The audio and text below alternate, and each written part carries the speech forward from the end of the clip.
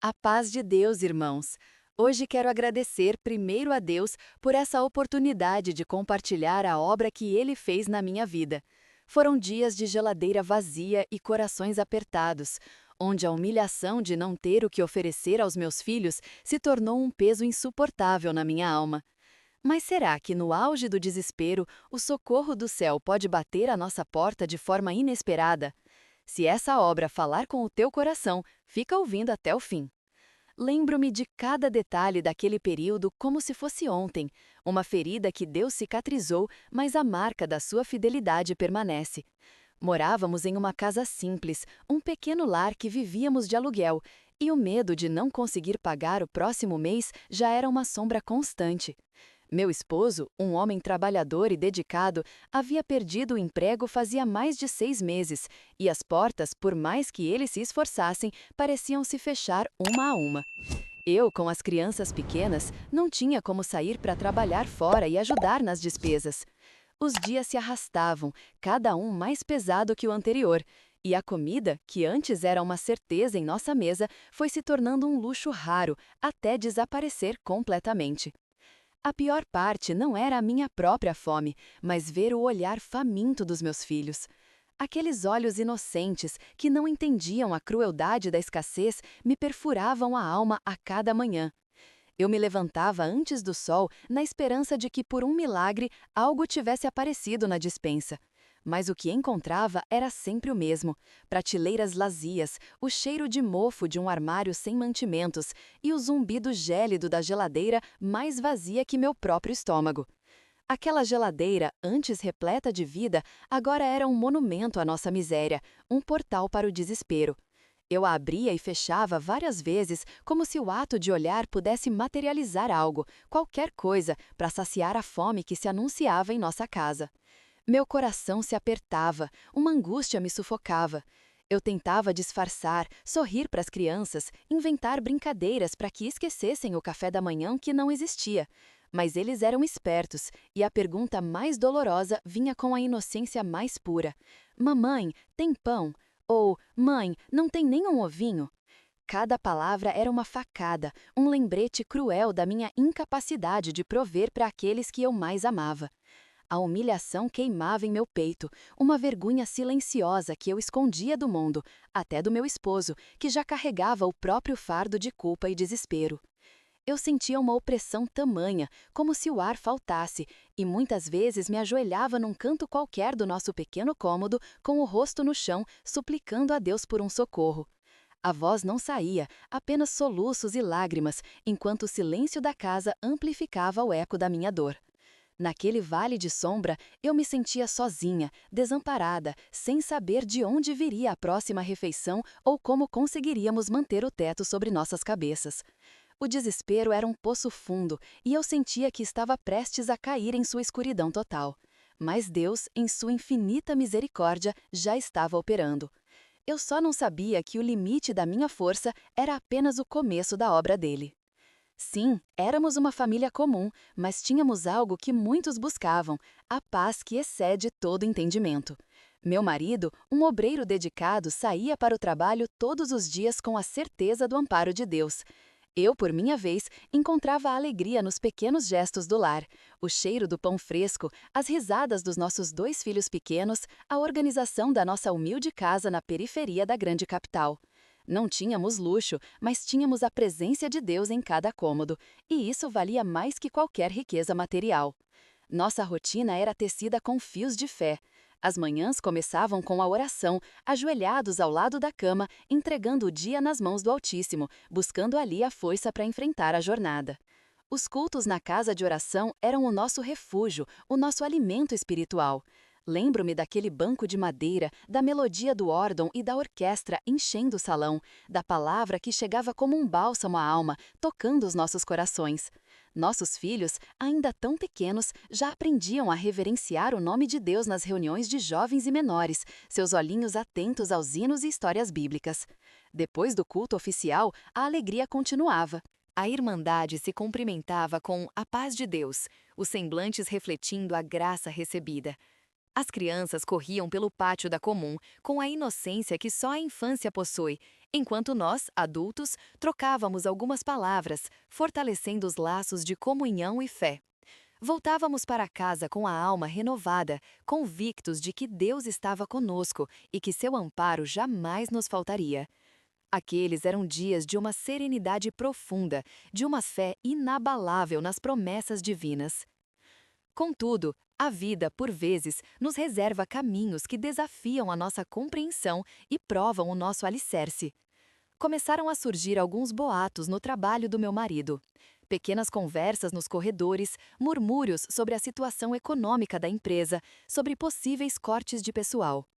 Ele tentava não me preocupar diretamente, mas eu notava em seus olhos, antes tão serenos, uma ponta de apreensão que me inquietava. Nossas conversas à noite, antes tão leves e cheias de planos para o futuro dos nossos filhos, passaram a ter um tom um pouco mais pesado, com a preocupação velada sobre a manutenção daquele emprego, que era o sustento da casa. As contas, antes pagas com uma certa folga, começaram a exigir um planejamento mais apertado, uma olhada demorada nos extratos, um cálculo cuidadoso antes de cada compra. Não era nada desesperador, ainda não tínhamos chegado ao fundo do poço, mas era como uma névoa fina que começava a cobrir o sol, obscurecendo lentamente a paisagem clara que conhecíamos. Às vezes, durante as minhas orações silenciosas, ou enquanto lavava a louça e cantava um hino baixinho, uma angústia me apertava ao peito, uma sensação de que algo estava para mudar drasticamente. Eu repreendi aquele pensamento intruso, pedindo a Deus que afastasse toda a ansiedade e as preocupações que tentavam roubar a minha paz, que mantivesse nossa casa sob sua poderosa e protetora mão. Acreditava firmemente que, enquanto tivéssemos a fé viva em nossos corações, nada nos abalaria de verdade. A geladeira estava sempre abastecida, o aluguel em dia e as crianças nunca sentiram falta de nada essencial.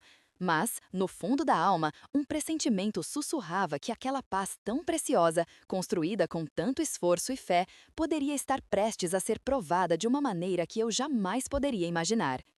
Era um leve descompasso na orquestra da nossa vida que eu tentava ignorar, agarrando-me às promessas de Deus e à rotina da casa de oração, buscando ali a fortaleza. A paz de Deus, irmãos! Hoje quero agradecer primeiro a Deus por essa oportunidade de compartilhar a obra que Ele fez na minha vida. Os dias se seguiram e a cada amanhecer o peso do silêncio se tornava mais denso em minha alma. Eu me esforçava para parecer forte diante das minhas crianças, para que o brilho em seus olhos não se apagasse com a sombra da minha dor. Mas por dentro, a angústia era um nó apertado no peito. As economias, aquelas poucas moedas que restaram da partida do meu amado, esvaíam-se como areia entre os dedos. A cada compra no mercado, a cada conta que chegava pelo correio, eu sentia um aperto frio no estômago, um aviso de que o fim da linha humana estava próximo. Eu olhava para a geladeira e a via mais vazia a cada dia, e os olhos inocentes dos meus filhos pediam por coisas simples, um leite, uma fruta diferente, que eu já não sabia como prover. A dignidade, aquela que eu tanto quis preservar, começou a parecer um luxo inatingível. A ideia de procurar a irmandade, de abrir minha alma e expor a nossa necessidade, era sufocada por uma vergonha inexplicável. Eu achava que, de alguma forma, eu deveria dar conta sozinha, que era a minha responsabilidade exclusiva. E assim, eu me isolei. As reuniões na casa de oração, que antes eram meu refúgio e fonte de renovo, começaram a se tornar um fardo. Eu chegava, sentava-me no banco de madeira, ouvia os hinos e a palavra e tentava disfarçar a tormenta interior. Meus lábios louvavam, mas minha mente calculava os centavos que restavam, enquanto o som da orquestra parecia abafar o grito silencioso da minha alma. Foi numa dessas noites, quando o silêncio da casa era cortado apenas pelo sussurro do vento lá fora e eu estava na sala escura, observando a rua pela janela, que a desesperança se aprofundou. Meus filhos já dormiam e eu me sentia exausta, não só fisicamente, mas da alma. Peguei meu telefone, quase sem rumo, e comecei a rolar as notícias em busca de qualquer distração que me tirasse daquela realidade crua. Foi então que, quase sem querer, vi uma mensagem de uma antiga conhecida, alguém com quem eu trabalhava há alguns anos. Ela falava de uma oportunidade de renda extra, sem sair de casa, com um investimento mínimo e retorno garantido. Meu coração, já tão fragilizado, hesitou. Eu sabia que a palavra nos ensina a não amar o dinheiro e a confiar em Deus, mas a voz do desespero sussurrava. E se for a única saída? E se for a providência que Deus permite de outra forma? A tela do celular iluminava meu rosto cansado e meus dedos tremiam levemente. Não era para enriquecer, eu dizia a mim mesma. Era apenas para ter o básico, para que o leite não faltasse na mesa dos meus filhos, para que eles não sentissem o vazio que agora me consumia. Eu lembrei do véu que usava nas orações e senti um rubor de vergonha, mas a fome e o medo pareciam gritar mais alto. Com um suspiro pesado e o coração dividido entre a fé e o pavor da escassez, eu cliquei no link que ela enviara.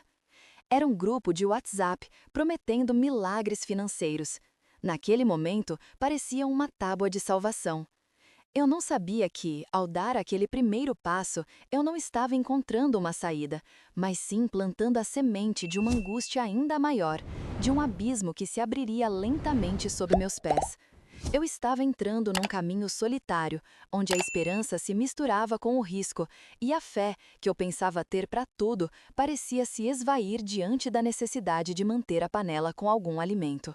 A máscara, irmãos, tornou-se meu disfarce mais pesado. Eu me esforçava para parecer bem, para sorrir na casa de oração, para entoar os hinos com fervor, mas por dentro o pânico virava um tormento silencioso. Os dias se arrastavam, e a cada amanhecer, o nó na garganta apertava mais, como uma mão invisível me sufocando lentamente. As contas, antes sob controle, começaram a se empilhar, com juros aumentando a cada dia. Eu comecei a esconder as correspondências, a desviar o olhar do meu esposo quando o assunto dinheiro surgia, o que gerava um distanciamento doloroso e incompreendido entre nós. Cada nova despesa era um golpe, cada ligação de cobrança um aperto no peito que me deixava sem ar, paralisada pelo medo. Era uma teia de pequenos enganos que eu tecia, sentindo-me cada vez mais presa em minha própria dor. A vergonha de não conseguir prover, de não ser a mãe e esposa que eu desejava ser, e o medo de que a verdade viesse à tona, de que fôssemos expostos à nossa pobreza, eram fantasmas que me perseguiam, dia e noite, sugando minha paz e meu vigor. As noites, as noites, elas se tornaram um campo de batalha implacável. Enquanto todos em casa dormiam o sono dos justos, eu ficava ali, de olhos abertos, fitando o teto escuro, sentindo o vazio na boca do estômago. A geladeira vazia era um monstro silencioso na cozinha, e o som do vento lá fora parecia trazer as vozes das cobranças, sussurradas ao meu ouvido, cada uma delas um martelo incessante na minha cabeça. Minhas orações, antes um bálsamo de consolo e força, agora eram mais um lamento, um clamor aflito, quase um desespero mudo, do que uma entrega serena e confiante. Eu me sentia só, tão só, mesmo com meu esposo ao lado, pois a angústia que carregava era um segredo pesado demais, uma barreira invisível que se erguia entre nós, isolando-me em minha própria prisão de aflição. A paciência, antes um traço marcante em mim, esvaía-se como água entre os dedos. Uma pequena bagunça das crianças, uma pergunta inocente sobre o que teríamos para o jantar, e eu sentia um calor subir, uma irritação que mal conseguia conter.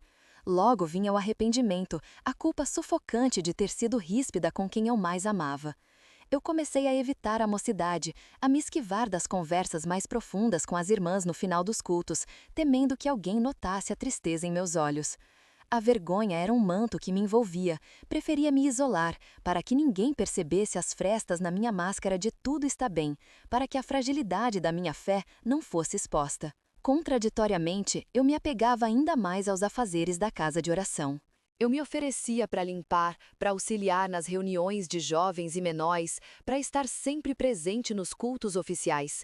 Era como se, ao trabalhar para Deus, eu pudesse de alguma forma compensar a minha falha, a minha incapacidade de prover para minha família. Queria que Deus visse meu esforço, que Ele percebesse meu zeloso serviço, mesmo que meu coração estivesse dividido entre a fé que eu professava abertamente e o pavor que me consumia em segredo. Eu tentava provar, a mim mesma e a Deus, que eu ainda merecia o seu favor, que eu não era digna daquele tormento. Só que o pior ainda não tinha aparecido. Aquela geladeira vazia não era apenas um símbolo da nossa escassez, era um prenúncio de algo muito maior e mais sombrio.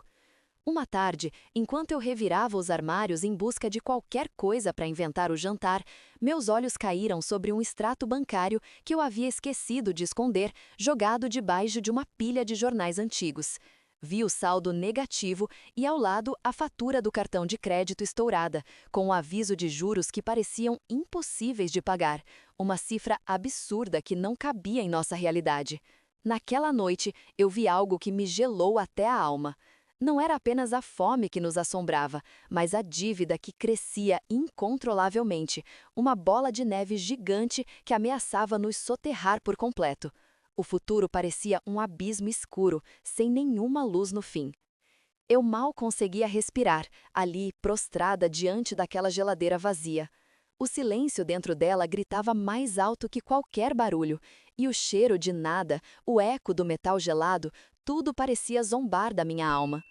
Os soluços rasgavam meu peito, mas eu tentava contê-los, mordendo os lábios, para não alarmar as crianças. Elas estavam ali perto, brincando quietinhas na sala com os bonecos velhos, e a inocência delas me partia ainda mais o coração. Eu era a mãe, a provedora, a fortaleza daquele lar, e estava desmoronando em silêncio, sentindo que até mesmo as promessas de Deus pareciam distantes, engolidas por aquela escuridão. De repente, um som metálico e seco fez meu coração pular na garganta. Não foi uma batida na porta, mas o ruído inconfundível de um envelope grosso deslizando por baixo do vão. Meu corpo gelou instantaneamente. Eu sabia que não podia ser boa notícia, pois nos últimos dias, cada notificação, cada ligação, cada visita inesperada trazia mais um peso à nossa aprovação. Meu estômago se contorceu num nó de pavor e a tremedeira nas mãos se espalhou por cada fibra do meu ser, subindo pela coluna como um arrepio gélido. Era como se a terra sob meus pés tivesse acabado de ceder de vez. Com a pouca força que me restava e cada músculo do corpo protestando, eu me arrastei até a porta. Ali, no chão frio e empoeirado, estava um envelope marrom, pesado, com um timbre oficial que eu já conhecia bem de outras correspondências que anunciavam dívidas impagáveis. As letras miúdas em negrito gritavam para os meus olhos mesmo antes de eu abri-lo por completo. Aviso de desocupação. Não era um erro, era o despejo, era o fim.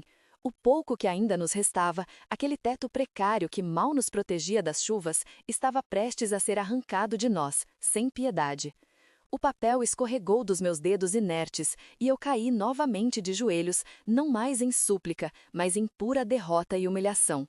Minha visão embaçou, as lágrimas turvando tudo, e senti o ar rarear nos meus pulmões, como se alguém apertasse meu peito. As paredes daquela casa alugada pareciam encolher, me sufocando. Eu tapei a boca com as mãos, desesperada para que nenhum som de desespero escapasse, mas as lágrimas corriam descontroladas, quentes, molhando o chão frio. Ali, no limiar daquela porta que logo não seria mais nossa, eu entendi o que era a vergonha e a humilhação em sua forma mais cruel. Não ter comida para os filhos era uma dor lancinante, mas não ter onde abrigá-los, não ter um canto para chamar de lar, isso era a morte da esperança, a falência total.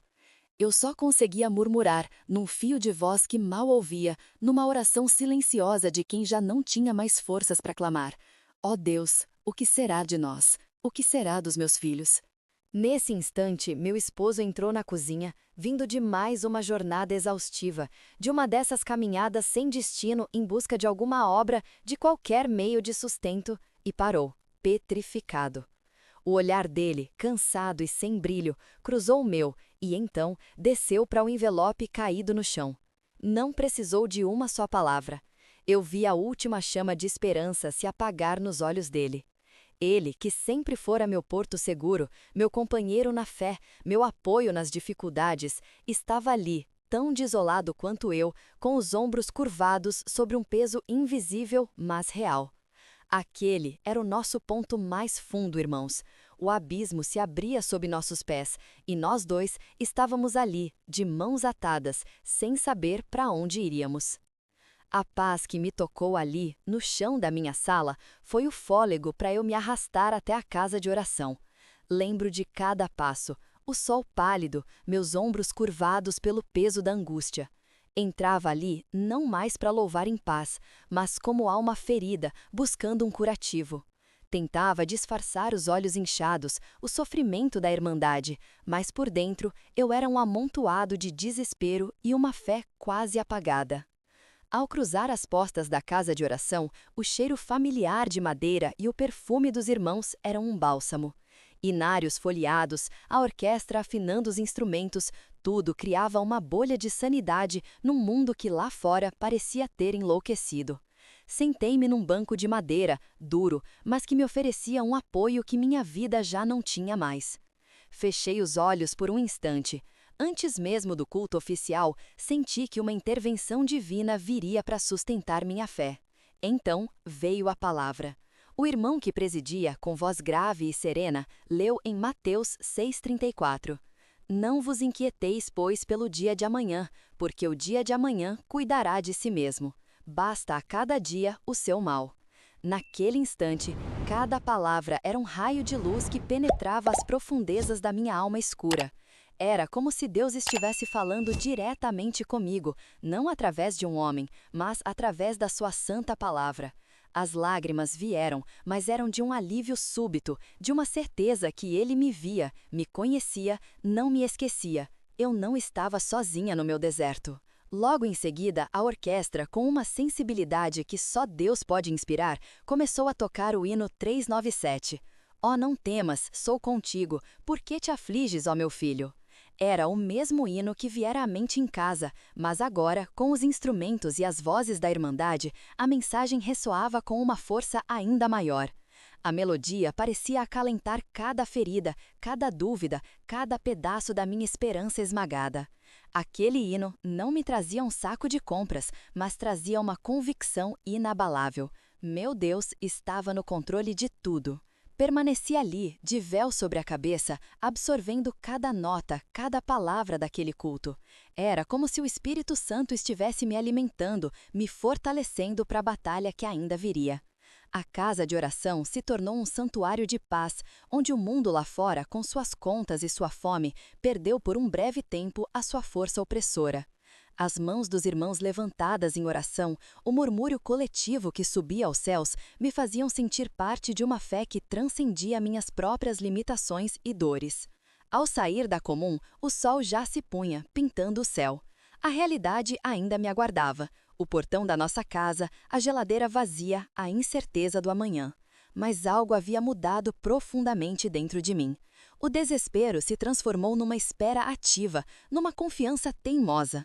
Eu ainda não sabia como Deus faria, mas a palavra e o hino haviam gravado uma certeza em meu coração. Ele proveria.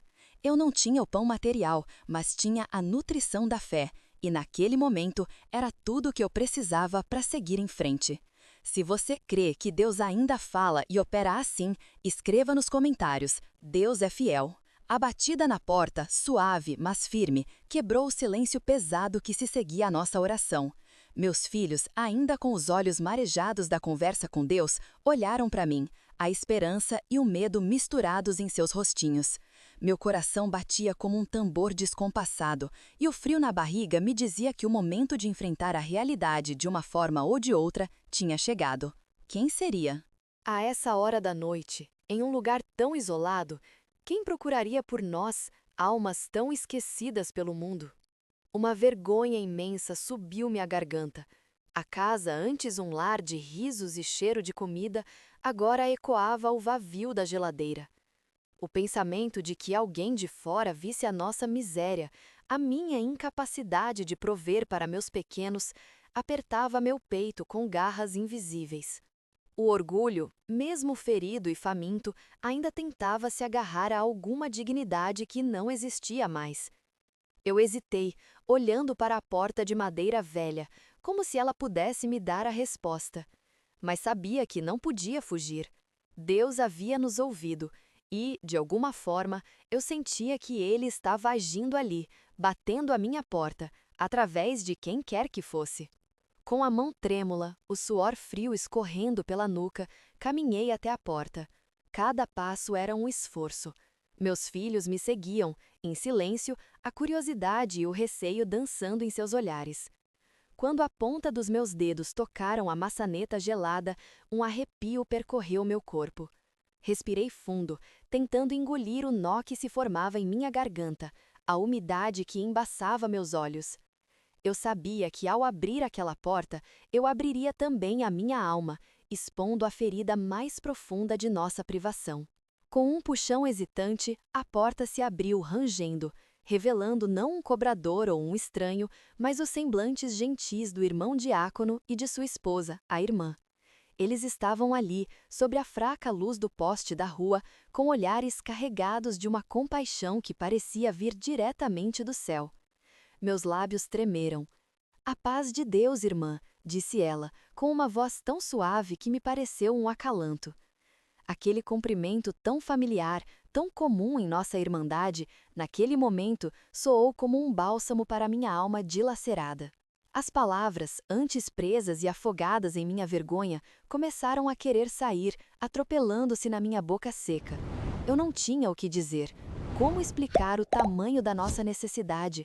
Como confessar que meus filhos não tinham jantado, que o último pão havia sido comido na manhã anterior? A voz do diácono, grave e bondosa, perguntou se estava tudo bem, percebendo a desolação em meu rosto e no silêncio da casa. E ali, naquele instante, a força que me mantinha em pé ruiu. As lágrimas que eu havia segurado com tanta bravura nos últimos dias explodiram, escorrendo quentes e abundantes. Eu balbuciei, com a voz embargada, os soluços portando minhas frases. "Irmãos, a geladeira, ela está vazia. Não temos mais nada." Era a confissão mais humilhante da minha vida, mas também a mais libertadora. Eu vi os olhos da irmã se encherem de lágrimas também, e o diácono a sentir com uma tristeza que ele não tentava esconder. Naquele momento, não houve julgamento, não houve crítica, apenas uma compreensão profunda, quase palpável, que me envolveu como um abraço invisível. Era a humildade que eu precisava aceitar, a queda necessária para que o braço forte de Deus pudesse me levantar. E naqueles olhares cheios de amor cristão, eu vi, pela primeira vez em muito tempo, um vislumbre da providência que eu havia rogado a Deus poucos minutos antes, ao lado de meus filhos famintos. Naquela noite, a mesa, que antes ecoava o vazio, agora resplandecia com a presença de Deus. O cheiro do arroz fresquinho e do pão invadia cada canto, um perfume de milagre há muito não sentido. Ver o prato dos meus filhos novamente cheio e seus rostinhos iluminados pela certeza de Deus dissolveu boa parte da opressão que me sufocava. Comemos em reverente silêncio, quebrado apenas pelos sussurros de "Obrigada, Papai do Céu" dos pequenos. Era o bálsamo para a alma ferida, a prova de que não estávamos sozinhos. Mas o amanhã, irmãos, sempre chega, e com ele a realidade de que aquela provisão, embora divina, era para o momento.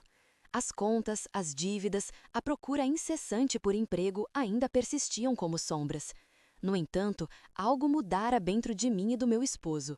A fé, antes um fio tênue, agora se mostrava um elo indestrutível com o céu. Se Deus mandou comida na hora da fome extrema, Ele não nos abandonaria nas demais necessidades. E a obra continuou. A irmã que nos abençoou não desapareceu. Nos dias seguintes, discretamente, com a simplicidade da caridade cristã, ela e outras irmãs começaram a nos visitar. Não vinham com perguntas curiosas, mas com a palavra, uma oração singela e, muitas vezes, com um pacote de mantimento ou um envelope discreto, tocado por Deus no coração de alguém. Era a obra da piedade em seu mais puro sentido, o amor fraterno agindo como canal de Deus, sem alardes. Meu esposo, com a alma renovada pela esperança, redobrou seus esforços na busca por trabalho. As portas pareciam fechadas há meses, mas a oração da comum, os hinos entoados na casa de oração, tudo parecia dar nova força. E o Senhor, em sua infinita misericórdia, começou a mover. Não foi de imediato o emprego dos sonhos, não. A providência divina trabalha em processos. Primeiro, um irmão que soube da nossa provação chamou meu esposo para um bico de alguns dias. Esse trabalho, temporário, trouxe o primeiro alívio financeiro em muito tempo, um dinheiro abençoado para as despesas básicas. Depois, a ligação que eu tanto temia do proprietário do imóvel, em vez de cobranças e ameaças de despejo, veio com uma proposta inesperada de negociação, um fôlego que, eu sabia, só Deus intercedeu para abrir. A cada dia, um pequeno milagre, um novo sinal de que as misericórdias do Senhor se renovam a cada manhã. Era como se a geladeira, antes vazia, agora não só recebesse mantimentos, mas a própria vida de Deus nos sustentando, nos mostrando que Ele é fiel para cumprir suas promessas. Aquela noite, irmãos, não trouxe um alívio passageiro, foi o marco zero de uma restauração profunda. A chegada das irmãs à minha porta não foi só alimento, era a prova viva da palavra de Deus. Dali em diante, fomos testemunhas de milagres contínuos, uma nova tapeçaria tecida. A vergonha que me impedia de erguer os olhos no culto, de apressar os passos ao sair da casa de oração, foi lavada pela gratidão. Cada riso dos meus filhos à mesa farta, cada oração com meu esposo, com o coração em paz, era um pedaço da alma restaurado. Lembro do medo de abrir correspondências, da angústia das contas. Parecia que um novo abismo se abria. Mas Deus, na sua infinita bondade, abriu portas onde não havia parede. Através de novos trabalhos para meu esposo, de oportunidades brotando e de ajudas discretas da Irmandade enviadas pelo Senhor, as dívidas que nos sufocavam foram quitadas. Lembro o dia em que recebemos a última notificação, o nome limpo. Não era só um papel, era o peso de meses de aflição, levantado dos ombros. Era a dignidade restaurada pela mão de Deus. A saúde, antes fragilizada pela preocupação e noites sem sono, reergueu-se. Senti meu corpo e mente livres do desespero que me aprisionava. Meus filhos, que sentiram a sombra da tristeza, voltaram a brincar com leveza. O brilho renasceu em seus olhos. O maior milagre foi poder voltar à casa de oração, não mais com o coração apertado, mas com a alma transbordando de louvor, sentindo a plenitude da graça de Deus, livre para adorar. A cada reunião de jovens e menores que meus filhos participam, a cada culto oficial com meu esposo, de mãos dadas, meu coração se enche de um regozijo indizível. É a paz que excede todo o entendimento, firmada na certeza de que nosso Deus nunca falha. Depois de tudo o que vivemos, cada lágrima, cada humilhação diante da geladeira vazia, uma verdade se gravou na minha alma: não há providência fora da vontade de Deus. Eu aprendi que o dinheiro fácil e a busca por atalhos apenas nos desviam, entregando-nos a provações amargas. Também aprendi a vigiar minhas companhias, a discernir amigos fiéis e a valorizar a irmandade, a comunhão na casa de oração e a oração sincera como nossos verdadeiros pilares. Acima de tudo, provei da misericórdia de Deus. Mesmo nas minhas falhas e momentos de fraqueza, Ele me perdoou, amparou e levantou. Ele nunca nos desampara. Hoje, meu coração transborda de gratidão. Eu agradeço a Deus por cada um que ficou comigo até aqui, ouvindo essa obra de livramento e providência. Que o Santo Espírito de Deus possa abençoar a sua casa e a sua vida, e que você nunca perca a fé no Deus do impossível. Essa obra me ensinou que mesmo quando tudo parece perdido e a escassez se instala, o Senhor é fiel para nos socorrer. Ele nos prova para nos fortalecer e nos mostrar que somos totalmente dependentes da sua mão poderosa. Se você crê na providência de Deus e que Ele ainda faz milagres, deixa o teu a paz de Deus nos comentários. E se você foi abençoado com essa obra, te convido a assistir a outra obra forte que o Senhor fez na vida de um irmão. O médico me desenganou.